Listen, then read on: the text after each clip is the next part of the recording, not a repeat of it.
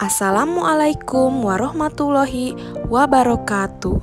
Bapak dan Ibu guru yang berbahagia, setelah mengikuti pelatihan mandiri Merdeka Mengajar yang terdiri dari 7 topik, pada kesempatan kali ini saya akan melaksanakan aksi nyata pada topik pertama Merdeka Belajar. Judul yang saya pilih adalah menyebarkan pemahaman Merdeka Belajar.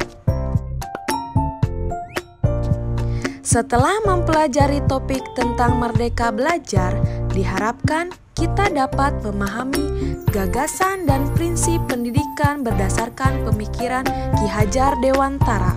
Selanjutnya, pemahaman untuk memfasilitasi murid agar tumbuh sesuai dengan kodratnya. Yang terakhir, penerapan pembelajaran yang memerdekakan murid.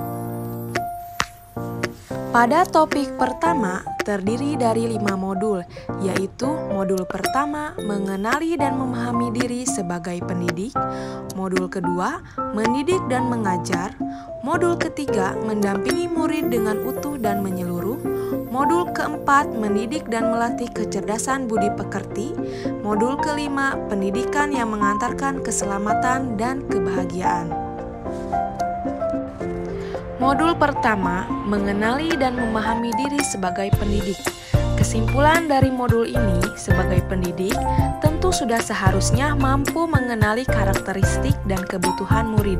Akan tetapi, hal yang paling mendasar juga harus dimulai dari diri sendiri, yaitu mengenali kekuatan dan kelemahan diri. Pada modul kedua, mendidik dan mengajar. Pendidikan sebagai tuntunan, yaitu tuntunan dalam hidup tumbuhnya murid.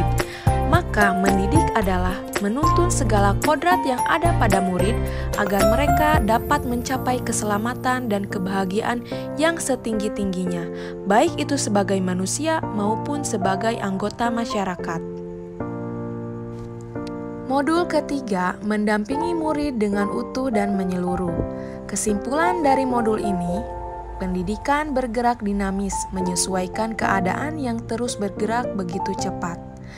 Setiap murid dilahirkan dengan kodrat alam yang berbeda-beda. Kita tidak dapat mencegah perubahan zaman, sehingga cara mendidik dan mengajar guru harus sesuai dengan perkembangan zaman.